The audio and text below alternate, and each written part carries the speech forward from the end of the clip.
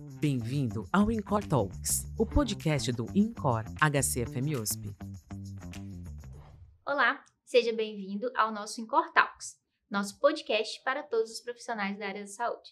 Eu sou Isabelle Viana e hoje vamos falar sobre sustentabilidade nas unidades de terapia intensiva.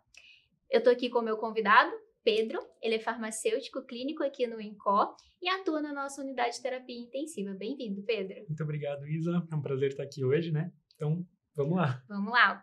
Então, para começar a nossa conversa, vamos falar então o que seria essas ações de sustentabilidade dentro do ambiente de UTI, Pedro. Então, quando a gente fala de custos em hospital, principalmente, um dos principais responsáveis pelo aumento de custos são os materiais e medicamentos. Então, a gente pensa em sustentabilidade em qualquer ação que a gente pense para racionalizar o uso desses materiais. Então, por exemplo, desde elencar quais medicamentos e materiais que a gente vai utilizar na instituição, até acompanhar a forma como estão sendo utilizadas, para garantir que não tenha desperdício, que não tenha nenhuma dessas questões. E é uma sustentabilidade mais voltado na questão de manutenção econômica da instituição, não tanto uma questão de sustentabilidade ambiental, que às vezes tem essa diferença. Sim, mas que uma coisa leva a outra, né? Querendo ou claro. não, porque quando a gente está falando de otimização de recursos, querendo ou não, a gente também está economizando custos e também, hoje em dia, falando de sustentabilidade ambiental, a gente também está diminuindo geração de resíduos, então claro. benefício para todo mundo quando a gente está falando de sustentabilidade dentro do ambiente de UTI, que é super nossa área de atuação, né? Farmacêutico ali, uso racional e garantia da qualidade dos tratamentos, né? Então, Pedro, para a gente aprofundar um pouquinho mais nesse assunto, na prática, tá? A gente tem todos esses conceitos, essas teorias de como dá para fazer, mas na prática, como que a gente consegue exercer essas ações de sustentabilidade dentro da UTI? Na sua rotina isso acontece? Como que é feito? Claro. Como farmacêutico dentro da UTI, a gente acompanha diariamente os tratamentos que os pacientes estão fazendo e a gente sempre procura alguma oportunidade de otimizar. Então, alguns medicamentos a gente pode fazer um ajuste de dose, então tornar essa terapia um pouco mais individualizada por causa de alguma particularidade do paciente. Então, uma função renal que não está tão boa, às vezes uma questão de ajuste por peso, todos esses pequenos detalhes. A gente pode fazer intervenções para incluir algum medicamento que poderia ser necessário para otimizar a terapia dele. Então, uma profilaxia para não ter algum efeito colateral, algum efeito adverso, alguma coisa assim. E principalmente uma coisa que passa bastante é retirada de alguns medicamentos. Então, desprescrição de medicamentos que não são mais indicados ou que já concluíram a sua função por tempo de tratamento, por qualquer motivo que seja. Sim, e pensando que até mesmo quando a gente pede para incluir um medicamento, algum tratamento na prescrição do paciente, né, a gente tem um impacto positivo no paciente e que pode evitar efeitos negativos, ou seja, pode ser um custo ali, mas que a economia vem depois, né, significativamente. E aí, a gente está falando de economia, então a gente precisa de números, né? E como que a gente consegue fazer para mensurar os impactos dessas intervenções? Porque, igual a gente falou, às vezes vai incluir e aí pode gerar um custo, às vezes a gente vai tirar alguma coisa, vai otimizar ali a farmacoterapia e aí vai gerar uma economia.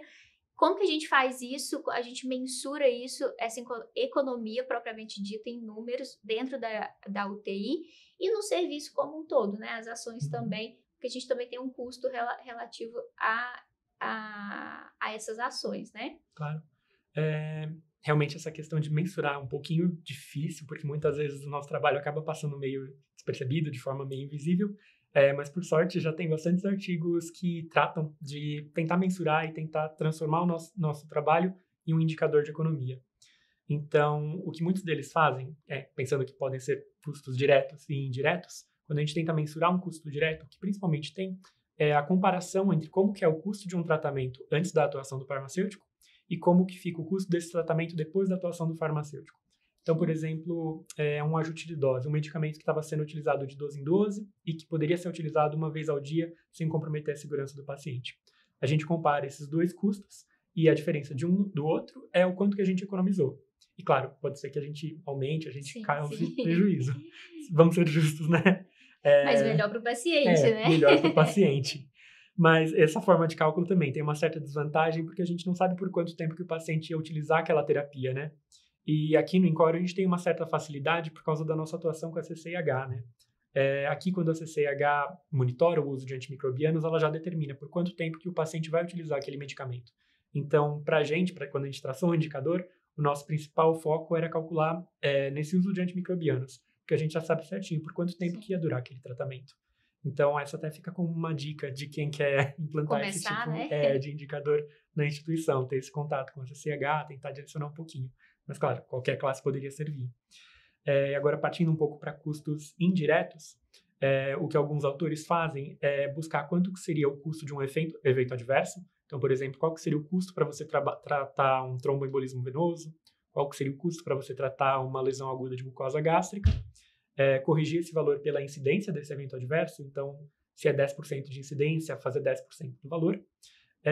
E comparar isso com a atuação do farmacêutico. Então, quantas vezes o farmacêutico sugeria uma profilaxia para prevenir esse evento adverso? E através disso a gente vê quanto foi a atuação do farmacêutico para prevenir esse gasto desnecessário desse evento, de um tratamento de um possível evento adverso. Isso tem desvantagem porque é um valor hipotético, né? Não tem como garantir que aquele paciente, naquele momento, acabaria desenvolvendo aquele evento adverso. Mas é uma maneira de você mensurar sem ter tanto controle sobre as variáveis. Melhor, né? Isso. E, por último, alguns autores calculam o valor médio de um evento adverso, que daí tem outro fator de erro, porque a gente está juntando desde uma náusea, desde uma queda, até, por exemplo, um óbito, prolongamento de internação. Então, são coisas bem diferentes, mas que, de certa forma, foi necessário para ter um valor fixo. E, a partir desse valor fixo, calcularam quanto que o farmacêutico poderia atuar para economizar esses eventos adversos. Então, são diversos métodos, cada um deles com as suas particularidades, e com o quanto que você consegue controlar os fatores em volta para chegar a esse valor final. Não que um seja melhor do que o outro, mas dependendo de algum deles e do que a gente tem disponível no serviço, a gente pode calcular de forma diferente. Sim, e lembrando aqui do que você falou, dessa questão de custos indiretos e diretos, né? A gente aqui no INCOR, né, tem a questão de tentar fazer a deshospitalização mais rápido do nosso paciente, principalmente pensando na questão de otimizar recurso, liberação de leito, que isso tudo são custos indiretos, né, que a gente tem quando o paciente já está super bem, mas ainda assim precisa de um cuidado hospitalar. E a nossa grande vantagem é que a gente está tendo uma contra-referência bem bacana, né? Então, a gente está conseguindo contar com algumas unidades secundárias, né, para deshospitalizar o paciente. E aí a gente oferece, claro que tem um custo isso, né, oferecer as terapias que o paciente vai precisar para fazer lá. Mas a gente ganha nos custos indiretos, né?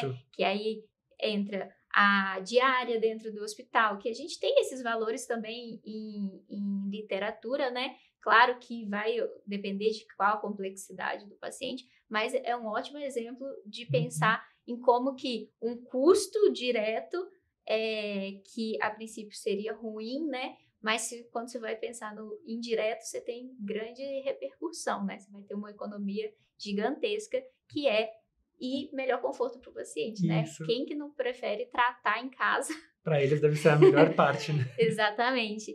Então, Pedro, nessa discussão toda a gente falou bastante sobre custos e sustentabilidade. Queria agradecer, né, que a gente vai chegando ao fim de mais um episódio do nosso INCOR Talks, né, que é esse podcast que a gente está desenvolvendo aqui no INCOR. Espero que tenha sido bem útil para todo mundo, né? Lembrando que pequenas ações, elas podem ter grandes impactos e o farmacêutico clínico, né, é peça-chave nessa engrenagem. Muito obrigada pela participação, Pedro. Obrigado, até uma próxima. Foi um prazer. Até mais. Você ouviu o podcast INCOR Talks, o podcast do INCOR HCFM USP.